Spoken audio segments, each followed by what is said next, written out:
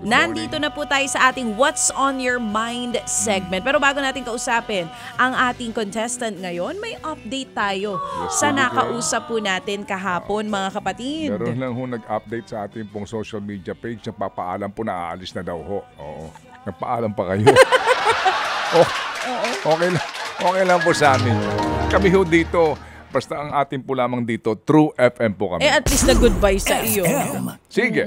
So magpakatotoo po tayo dahil ito po ang sitwasyon ng napakaraming Pilipino. Amen. Mga kapatid ha, si Angela Mojica ng Alfonso Cavite po ang ating nakapanayam kahapon at siya po ang nanalo ng 2,000 piso. Galing pa rin po sa ating mga Happy Anonymous para po ito sa kanilang pangangailangan sa kanya pong hanap buhay. Ito muna, girl, counting background lang ang kanyang padalang video at tatawagan natin siya. Okay, girl? Si Ate Angela Mojica nga po ng Alfonso Cavite ay isang on-call massage therapist. Meron po siyang isang anak na 29 years old na at kasama niya po sa bahay. Si ate ay nakapag-aral po, no? Pero hindi niya natapos po ang kanyang pag-aaral dahil nga po sa na-in love at siya po'y nabuntis ng maaga. Matagal na po siya na massage therapist at ang sabi niya kahapon sa atin kung sakali daw na siya po ay mananalo nga po dito sa ating programa. Yung una sabi niya ipambibili niya nga daw ng massage oil. Pero kahapon sa ugnayan po natin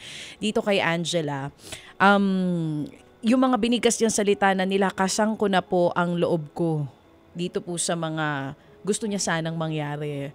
Una, nasabi niya yung para sa kanilang bubong. Yan po ang nabanggit niya. Kailangan daw po nila ng tulong para mapalitan na po itong kanilang bubungan. Pangalawa, nabanggit niya rin po, baka daw pwede daw po makalambing naman ng pustiso para po sa kanyang trabaho. Kailangan din po na, di ba syempre pag pupunta siya doon sa kanya pong mga clients, medyo pleasing talaga. Mas maganda naman talagang ngumiti pag ikaw ay... talaga siya. Oo, may pustiso. Pero mararamdaman mo kahapon. Kaya tanong ko sa kanya, ano ba ang priority mo? Bubong o pustiso? Yan, natanong mo yan kahapon. At ito nga po mga kapatid, agad-agad nagpadala ng kanya pong mga pruweba dito sa kwento niya kahapon. Itong si Ate Angela Mojica ng Alfonso Cavite. Nabanggit din ni Manong Ted kahapon, kung sakali man na matutupad itong kahilingan ni Angela, hindi po ito ang unang pagkakataon na tayo po'y nakapagbigay ngiti sa isang tao na gustong magkaroon ng kumpletong ngipin.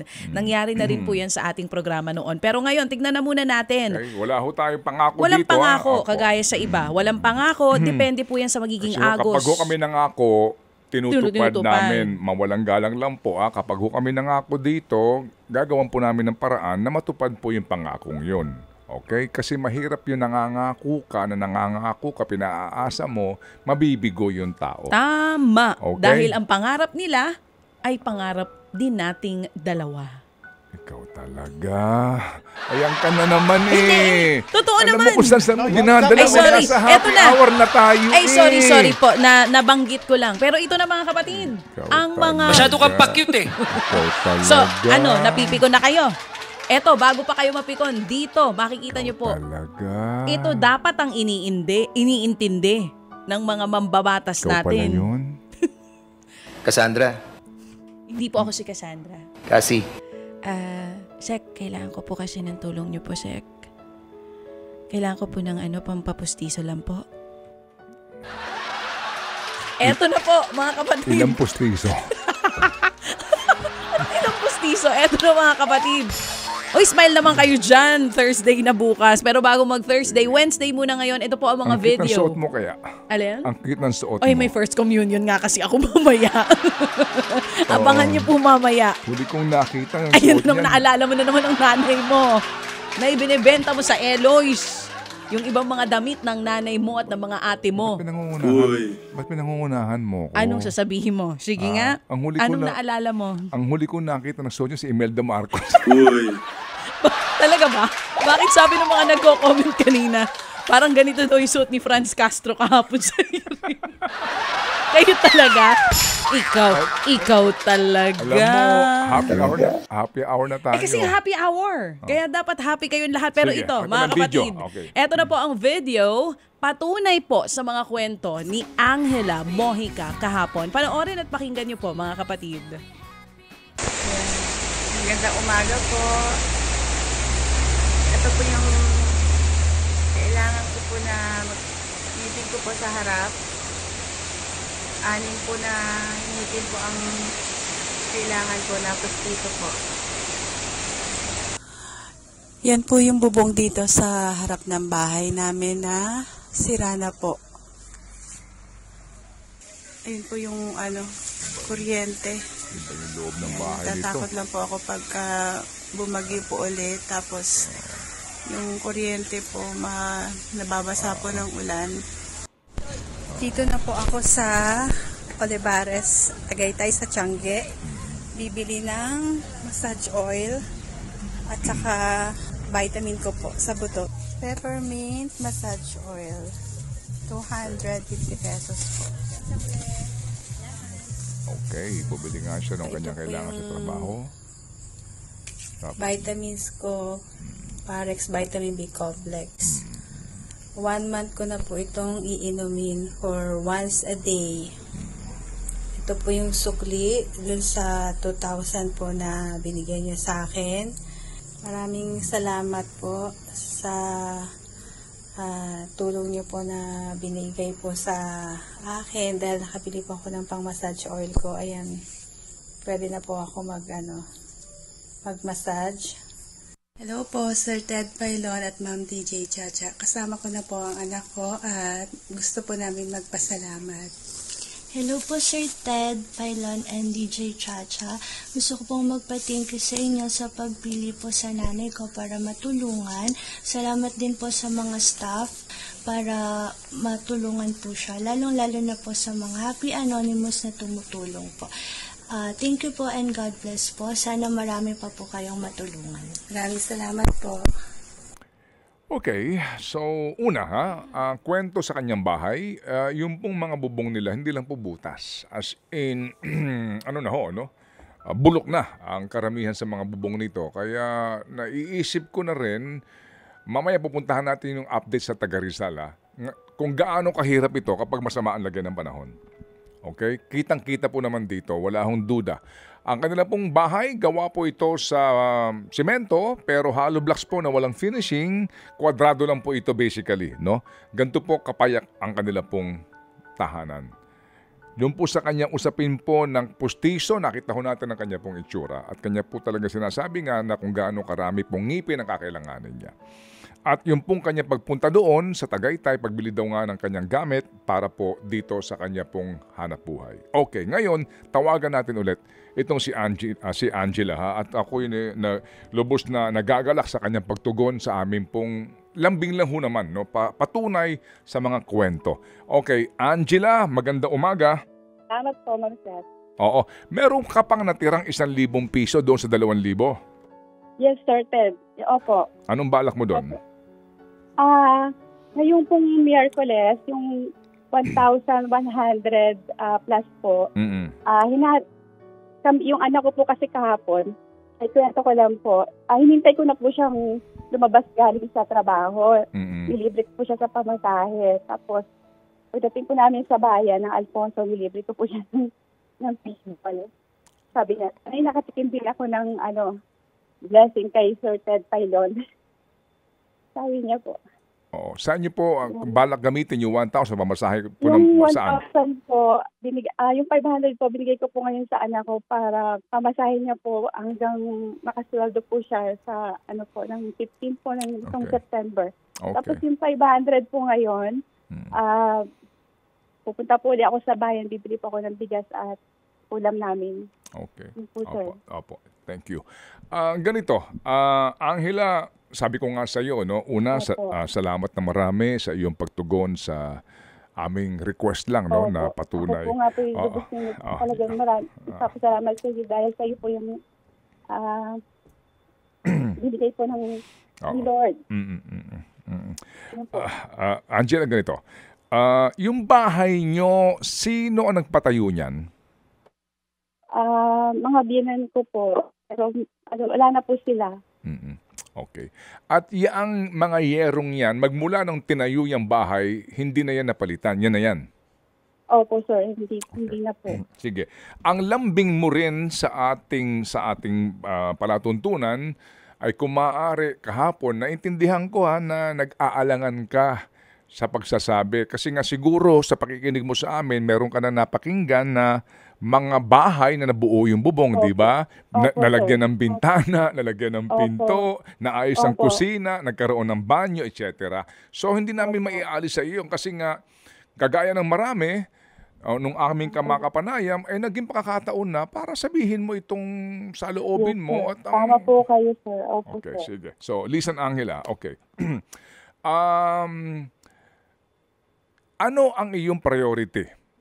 Yung bang pustiso mo o yung bubong mo? Bigyan po. Bubong. Opo. Yes, kasi araw-araw yan, di ba? Na iyong poproblemahin kapag masama ang panahon. Sige, ganito. Okay.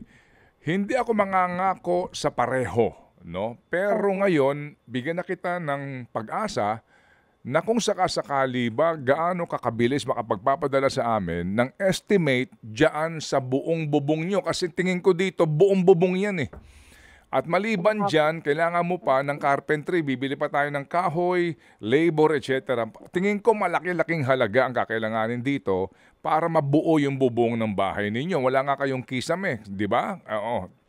So, meron ka na bang pinagtanungan kung ilang piraso ng yero, magkano ang gastos dyan, kung sakasakali magbububong tayo sa bahay nyo? Dito po yung kapitbahay po namin dito sa likod napa-estimate ko na po sa kanya. Sabi niya po 16,000 plus. Ano lang, mga yero po yun. Yero po. 15,000 yun, yero pa lang, di ba? Opo. Tsaka yung wala pa po doon yung labor. Yes, okay. Ganito ha, Angela, ganito. We will take this one step, one day at a time. Okay? Sige. Isang tabi mo muna yung pustiso mo, pero pag napunta ka ng bayan, pwede ba magtanong ka na rin sa dentista kung magkano kakailanganin mo sa pustiso mo? Opo, sir. Opo. Okay? Para sabay na tayo dito. Pero sabi ko nga, hindi ako nangangako doon sa iyong pustiso, pero doon sa iyong bubong, may pag-asa tayo dyan. Okay? Ganito ha? Sige. Okay, Angela, balikan mo kami, bibigyan mo kami ng estimate dito sa pagpapagawa ng buong bubong ninyo, kung magkano kakailanganin, at muli kaming tatawag sa iyo. Opo. Okay? Yes, sir. Opo. Kailan ang iyong birthday? Next year po, sa January 27 po. January 27. Okay, Yes, sige. sir. Opo. Kailan ang birthday ng anak mo? February 24 po. Next year din po. Okay, sige. So ganito, Angela, no? Nakatanggap ka ng 2,000 kahapon. Ako naman tingin ko, baka naman din kakailanganin mo siguro kung kailangan ng pamasahe, ano mas sa paglakad mo dito sa aming hinihingi, madali lang mairaos yun. Okay, sige. So, okay, Tsa, ha? Bago tayo magtapos dito sa ating ugnayan na ito, ulitin ko lang, ha? Balikan mo kami dito kung magkano ang estimate dyan. At kung bibili ka ng yero, please, huwag kang bibili nung pinakamura na pagkanipis-nipis na substandard. Okay, kung magpapalit tayo, yung maayos-ayos na. Tanungin mo doon sa nakakaalam, yung tatagal. Ha? Opo, sir. Okay? Opo. Maraming salamat po, Sir Ted Palidon. Sa advice niyo po. Oo. Okay, sige. So, dito muna tayo pansamantala, ha? Na magtatapos, hihintayin namin ang iyong ipapadala sa amin na kwenta, lahat na, at babalikan ka namin. Oo, pero sabi ko nga, Angela, yung ating ugnayan kahapon, yung binanggit mong Bible verse ay akmang-akma sa iyo. Timing na timing talaga. Lahat ng mga gantong pangyayari sa aming programa ay napaka-perfect timing sa lahat. Opo. Pinag-pray ko din po kasi na bigyan po ako ng wisdom. Ni Lord po.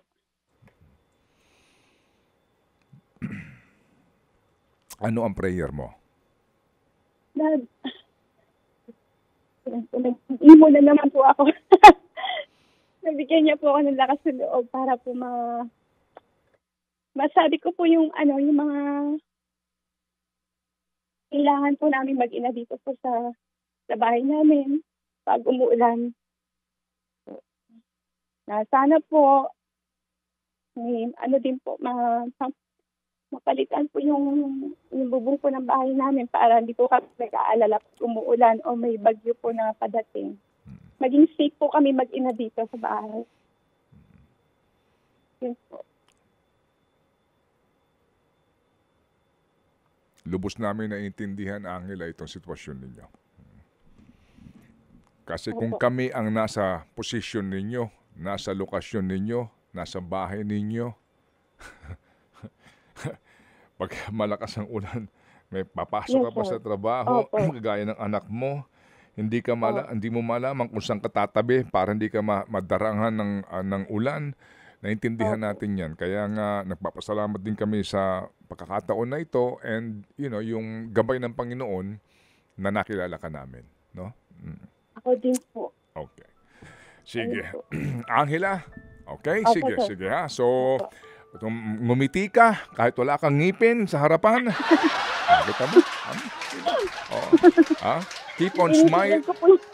Keep on smiling dahil mahal ka ng Diyos. Opo.